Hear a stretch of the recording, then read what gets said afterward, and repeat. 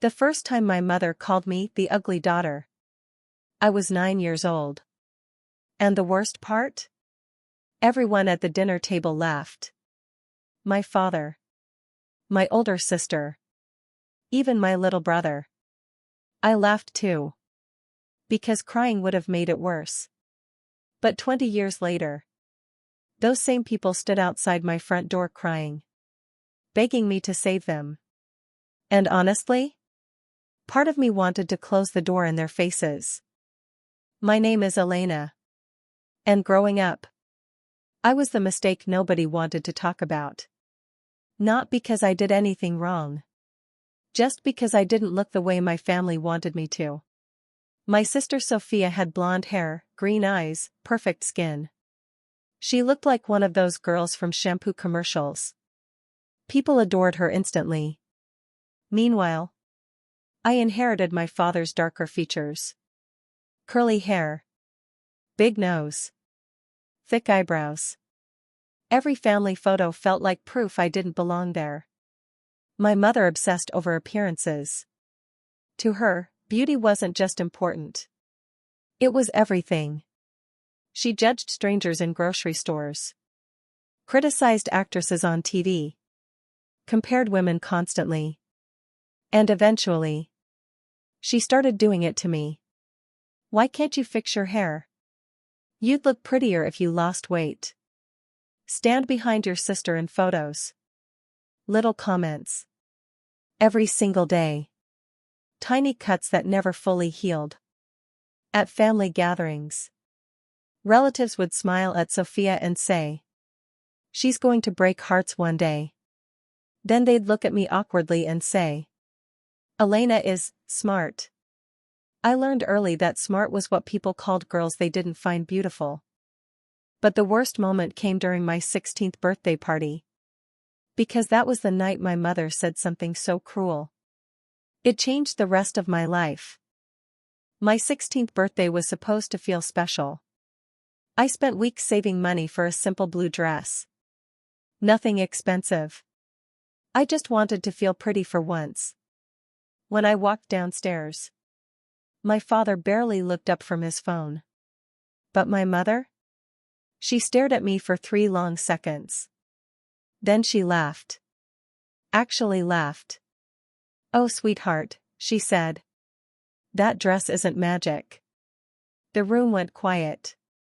I felt my chest tighten. "What?" She smiled while sipping wine. "I'm just saying, no outfit is going to turn you into Sophia." My cousins laughed nervously. Sophia looked uncomfortable. But she didn't defend me. Nobody did. And suddenly, I couldn't breathe. I locked myself in the bathroom afterward and cried so hard I threw up. That night, while wiping mascara off my face, I made a promise to myself. One day, I would build a life so successful, they'd never be able to look down on me again. And weirdly enough, being treated like the ugly daughter became my greatest advantage. Because while Sophia chased attention, I became invisible. And invisible people notice everything. I buried myself in school. While Sophia spent weekends partying, I studied. While my parents paid for her shopping trips, I worked part-time jobs quietly. Cafe shifts. Tutoring kids. Cleaning offices at night. Anything to save money. And slowly, I stopped caring about being beautiful. I cared about freedom. Because beauty fades. But independence? That changes everything. At 19, I earned a scholarship to a university 3 states away. The day my acceptance letter arrived, my mother barely reacted. "That's nice," she said casually. But later that night, I overheard her talking to my aunt. At least one daughter turned out useful. Useful. Not loved. Useful. Funny how certain words stay inside your chest forever. The morning I left for college, nobody cried. Nobody hugged me tightly. My father just handed me $200 and said, "Don't come back if you fail." So I didn't. And over the next 10 years, my entire life changed. Walter slowly fell apart. College was terrifying at first. I felt ugly there too. Invisible again. But for the first time in my life, nobody already knew me. Nobody compared me to Sophia. Nobody made jokes about my appearance. And slowly, I started becoming someone new. Not prettier. Stronger. I studied marketing and business. Worked insane hours. Survived on cheap noodles and caffeine. While other students partied. I built freelance clients online. Then small companies. Then bigger ones. And by 32, I owned my own branding agency in Seattle. A real office. Employees. Clients with million-dollar companies. Sometimes I'd sit alone in my apartment at night, staring at the city lights, remembering the girl crying in that bathroom mirror. And honestly, I wished she could see me now. Meanwhile, Sophia's life looked perfect online. Designer bags. Luxury vacations. Perfect selfies. But social media lies beautifully. Behind those photos, her life was collapsing. I just didn't know it, yet. Then one night, after almost 11 years of silence, my mother called me crying. And what she said next made my blood run cold. It was almost midnight when my phone rang. "Mom." I almost ignored it. But something felt wrong. When I answered, all I heard was crying. "Mom?" "Elena," she whispered shakily. "We need help." Not, "How are you?" Not, "I miss you." Just, "We need help." I sat up slowly. What happened? Then she told me. My father had lost almost everything.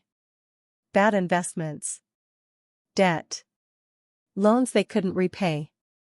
And Sophia? Her husband had left her after discovering she secretly maxed out multiple credit cards trying to maintain her perfect lifestyle. The golden family was falling apart. Then came the sentence I'll never forget. "You're the only successful one now." I stared at the wall silently. For years, I dreamed about hearing those words. But somehow, they didn't feel satisfying. Just sad. Then my mother asked the question I knew was coming. "Elena, can we stay with you for a while?" I didn't answer immediately. And honestly, part of me hated myself for hesitating. Because despite everything, they were still my family. But another part of me remembered every cruel comment. Every humiliation. Every moment they made me feel worthless. I barely slept that night. My mind kept replaying memories. My mother laughing at my dress. My father ignoring me. Sophia staying silent while I got humiliated. And now suddenly, they needed me. The next morning, I looked around my beautiful apartment. The life I built completely alone. No help. No support. No family encouragement. Just me. And somehow, that made the decision harder. Because I knew exactly how painful it feels when nobody helps you. So finally, I said yes. But deep down, I had no idea if I was making the right choice. And the moment they arrived at my apartment, all the old wounds opened again. Seeing them again after 11 years felt surreal. My father looked older. Smaller somehow. My mother looked exhausted. And Sophia? She barely made eye contact with me. The silence inside the apartment was painful. Then my mother suddenly smiled awkwardly and said, "Wow, This place is beautiful. I almost laughed. Because for the first time in my life, I saw envy in her eyes. Not criticism. Envy. Over the next few weeks, things became tense quickly. My mother still criticized small things automatically. The couch color is too dark. You work too much. You should dress more feminine. It was like she physically couldn't stop herself. And every comment reopened old scars. Then one night, everything exploded. We were eating dinner quietly when Sophia suddenly burst into tears. I ruined my life, she whispered. Nobody spoke. Then she looked directly at me. You were always stronger than me. I froze. That was the first genuine thing she'd ever said to me. But the real shock came from my father. Because 2 nights later, he knocked on my bedroom door crying. And I had never seen my father cry before. My father sat down slowly at the edge of my couch. His hand shook. Elena, he whispered. I failed you. Hearing those words felt unreal. This man barely hugged me growing up. Barely defended me. And now he looked completely broken. I should have protected you, he continued quietly. When your mother mocked you, when relatives compared you. I stayed silent. Tears filled his eyes. I thought avoiding conflict made me a peaceful person. He swallowed hard. But really, I was just weak. I felt tears burning behind my own eyes. Because this was all I ever wanted. Not money. Not revenge. Just acknowledgement.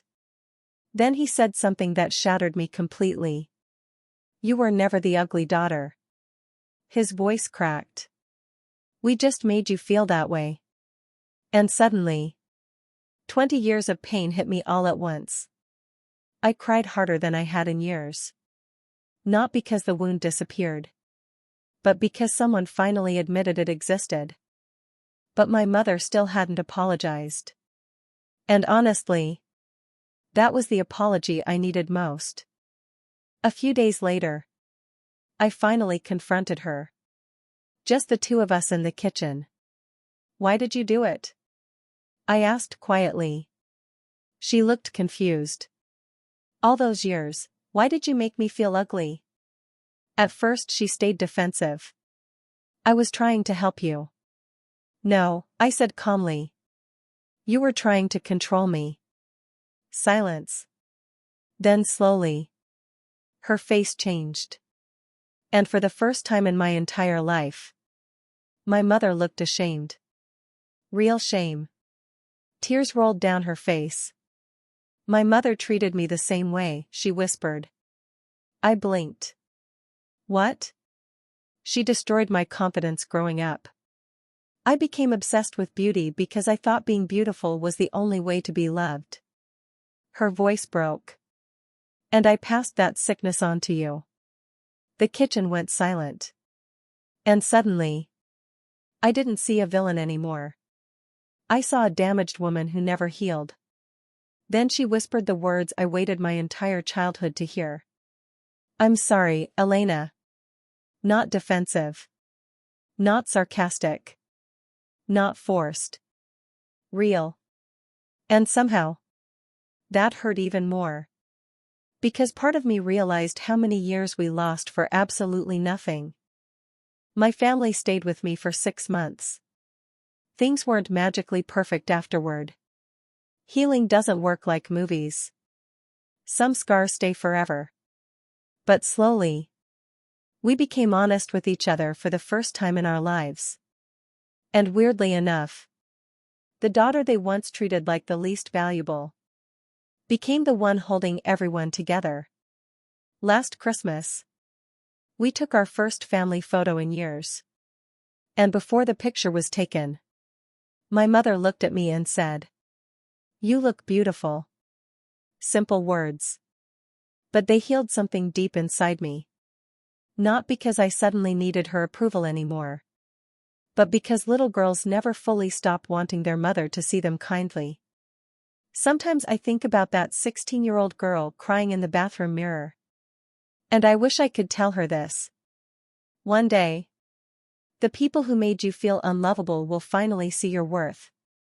But by then, you won't need their permission anymore. And honestly, that's the most powerful feeling in the world.